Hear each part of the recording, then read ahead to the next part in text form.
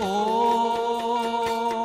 पुष्पो बिछाव्या प्रेमथी जेणे तमारा राह पर जेणे तमारा राह पर जेणे तमारा राह पर पुष्पो बिछाव्या प्रेमथी जेने तमारा राह पर ए राहबरना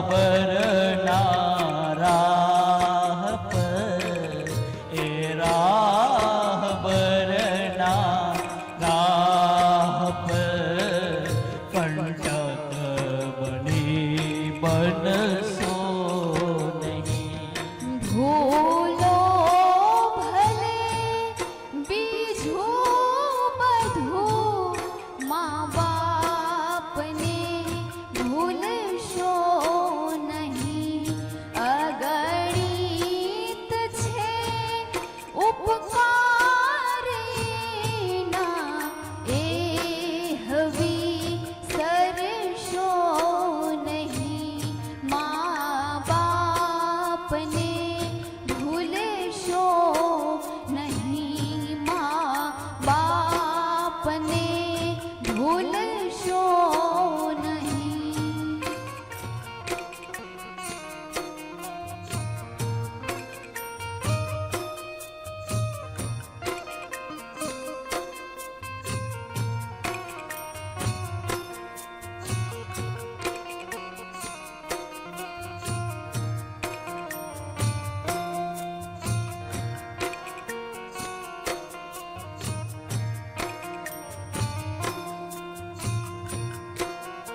જે દીકરાને મા બાપ સારા ન હોય ને,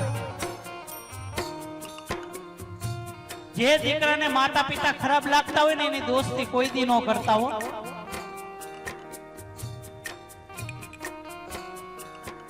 કારણ કે જે દીકરો એના મા બાપ નો ન થયો ને એ કોઈ દી કોઈનો નહીં થાય.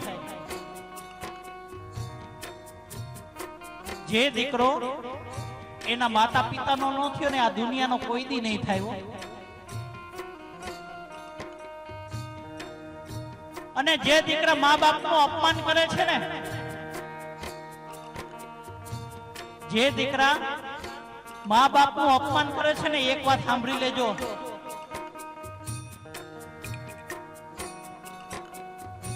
કે તમે આ દુનિયાની અંદર ક્યાંય સુખી નહીં થાવ.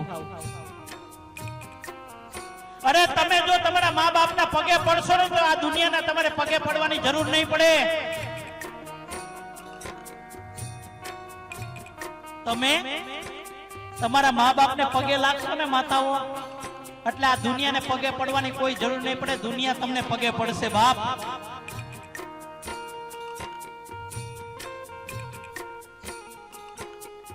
તમે તમારા મા બાપનું અપમાન કરો છો ને ત્યારે એ બિચારા જીવા દોરી એની ટૂંકી થઈ જાય છે.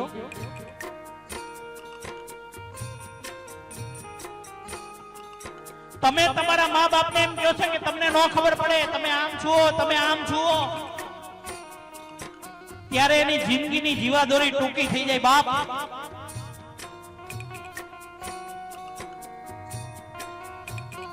અરે ઘણા દીકરા તો એમ કે 15 દી આ ભાઈ ની ઘરે, 15 દી આ ભાઈ ની ઘરે.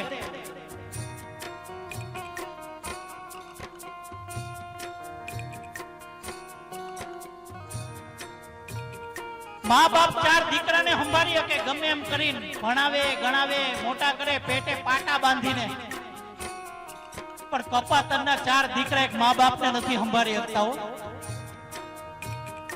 આ દુનિયાની હકીકત છે. કારણ કે ઓલી પારકી આવી જાય ને એટલે બધા હાવ ભાવ ફરી જાય. પારકી આવી જાય એટલે 25 વર્ષનો પ્રેમ ભૂલાઈ જાય.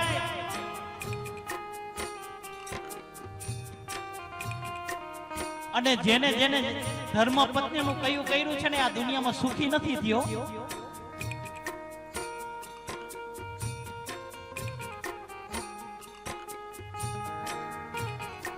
5 વર્ષનો પ્રેમ 25 વર્ષને ભૂલાવી દે એવી તાકાત છે. બોલો, તમે જો તમારા મા બાપનું અપમાન કરશો ને તો એની જીવાદોરી ટૂંકી થઈ જાય. બાપ એની 80 વર્ષ જીવવાની ઈચ્છા છે ને, જો 50 વર્ષમાં વિદાય લઈ લેશે કે આવી જિંદગી જીવી એના કરતા તો વયું જવું સારું. બાપ, કારણ કે તમને જે પ્રેમ બાળપણમાં આપ્યો છે ને, ઈ પ્રેમ એને ગઢપણમાં પાછો જોતો છે.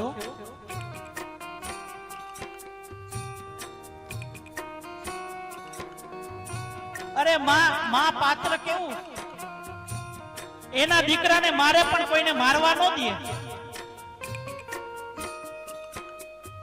દીકરો કઈ પણ તોફાન કરતો હોય ને એટલે માં મારે, કોઈને મારવા ન દે. ઈ માં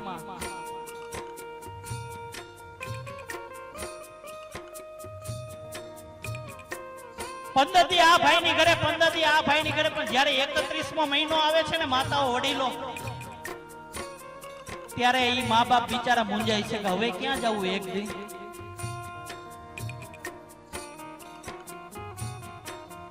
ઈ મા બાપ બિચારા અંદર અંદર રડતા હોય.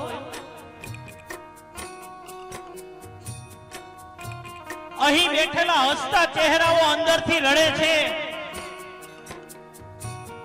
અહીં બેઠેલા હસતા ચહેરાઓ અંદરથી રડે છે. કારણ ક્યારે પણ ન ધાર્યું એવું પોતાનું પેટ જ પોતાને નડે છે. બાપ, અહીં બેઠેલા હસતા ચહેરાઓ રડે છે. આ દુનિયા એને ન પોગે કે ને ત્યારે એનું પેટ એને પોગે.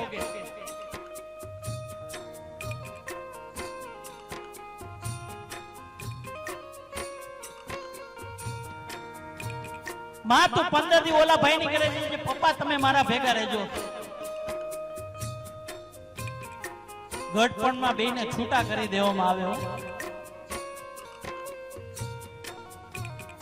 ઈ તો મા બાપ એ ઘરમાં ઝઘડા ન થાય ને એટલા માટે ઈ મા બાપ સમજુ કહેવાય કે હો ની રીતે જગ્યાએ રહેતા હોય. દીકરાનું ઘર ન ભાંગે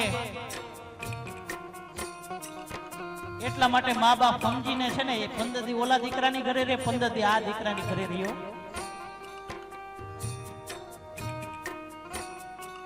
પણ જન્મતા વેદ જો તને એ રીતના કર્યું હોત ને તો તું અત્યારે અમને નોખા નો પાડત. કારણ કે ત્યારે મા બાપ ને બહુ દુઃખ થાય. ભગવાન ની અમો આજીજી કરતા હોય કે ભગવાન તે આવા અમને દીકરા આપ્યા, હે મારા નાથ તે અમને આવા કપાતર આપ્યા, આના કરતા અમને વાંજિયા રાખ્યા હોત ને તો આ દુનિયાને કહેત કે અમે વાંજિયા છીએ. બાપ, દીકરા હોવા છતાં દીકરાનું સુખ ન પામી શકે.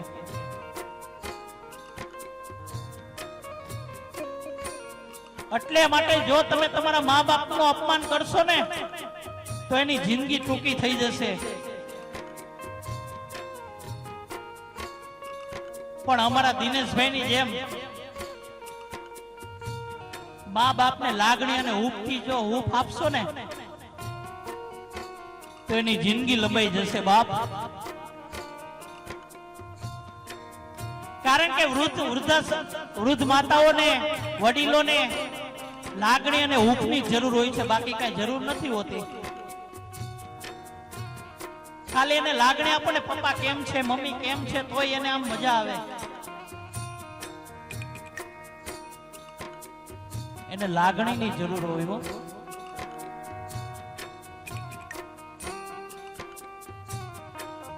અને એવા ઘરની અંદર જ્યાં મા બાપની સેવા, મા બાપની પૂજા થતી હોય ને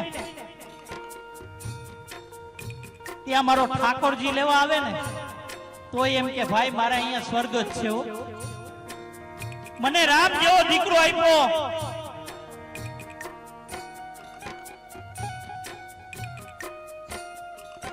અરે ભગવાનને પણ જન્મ લેવો તો ને તો માનો સહારો લેવો પડ્યો તો. રામને જન્મ લેવો તો માં કૌશલ્યાનો સહારો લેવો પડ્યો તો. બાપ, મારા રામદેવજી મહારાજને જન્મ લેવો હતો ને માં મિનતદેરના કુખનો સહારો લેવો પડ્યો તો, કારણ કે ભગવાન થી એક ડગલું આગળ છે. અને તમે જો જાતિ જિંદગીમાં એને હૂંફ અને પ્રેમ આપશો ને તો એની આતરડી ઠરી જશે. અને એની આતરડી જો ઠરશે ને તો તમારી ઉપર મારા સદગુરુની આંખ ઠરી જશે બાપ. અને જો તમે એની આતરડી નહીં ઠારો ને તો એ મનોમન એમ કહેતા હશે કે હોય અકર્મી દીકરા, હોય અકર્મી દીકરા જે બોડે બાપનું નામ,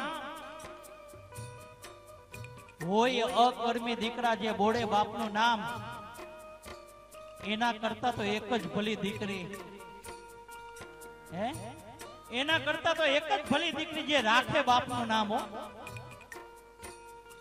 આના કરતા તો દીકરી હારી. એટલા માટે મારો પુનિત મહારાજ શું કહે છે?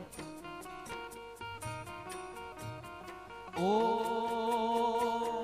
મોટા કરી મન ભાવથી જીદો બધી પૂરી કરી, જીદો બધી પૂરી કરી, જીદો બધી પૂરી. બાપ પાસે પૈસા ન હોય ને, દીકરો એમ કે ને પપ્પા મારે આ જોતું છે પપ્પા, એટલે બાપ ગમે ત્યાંથી ગોતીને ઈ એને અપાવે. હો, અરે જ્યારે બાપ જીવતો હોય ને ત્યારે એમ કે દીકરા મુંજાતો ને, હું બેઠો છું હજી, તારે મુંજાવાની જરૂર નથી. તા તો દીકરાને આમ આનંદ આનંદ થઈ જાય. હો,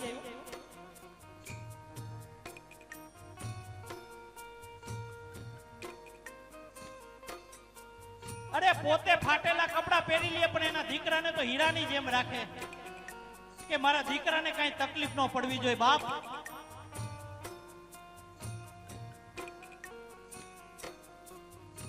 અરે આપણને કઈક મુંજારો થાય ને દિનેશભાઈ તો આપણે બાપને ફરિયાદ કરીએ, પણ બાપ કોને ફરિયાદ કરવા જાય? દીકરી કઈક મુંજાય ને એટલે તરત બાપને ફરિયાદ કરે, પણ બાપ કોને ફરિયાદ કરવા જાય? ઈ બિચારો રાતે હૂતો હોય ને ત્યારે ઓશિકાની અંદર બે આંસુડા પાડી લ્યો, કોઈને ફરિયાદ ન કરે. આખી જિંદગી દીકરા દીકરીઓ માટે ત્યજી દીધી હોય બાપ, અને એની જીદો પૂરી કરી હોય, પણ એનો દીકરો મોટો થાય ને વડીલો એટલે મા બાપની ઈચ્છા પૂરી નથી કરતો.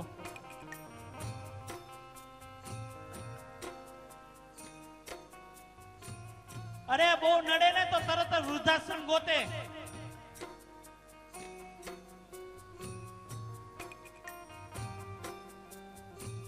ફોન આવે કે મારા મધર ને મૂકવા આવવા છે.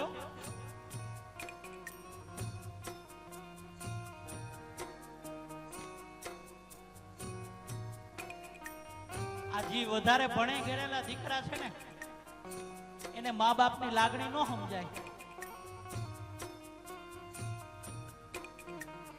પણ એને ઈ નથી ખબર કે તને જો જન્મતા આવે તો અનાથ આશ્રમમાં મૂકી આવ્યો હોત ને તો એને આ શબ્દો ન સાંભળવા પડ્યા હોત. આખી જિંદગી પેટે પાટા બાંધીને આખી એની જીત પૂરી કરી, એનો એ દીકરો વૃદ્ધાશ્રમમાં એની માંગ પૂરી નથી કરતો, ત્યારે મારો પુનિત મહારાજ શું કહે છે? ઓ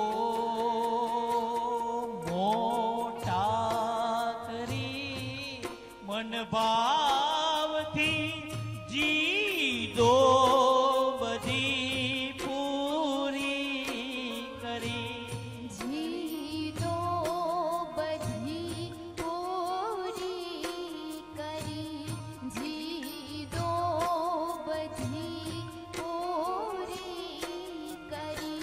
મોટા કરીને મન ભાવથી જી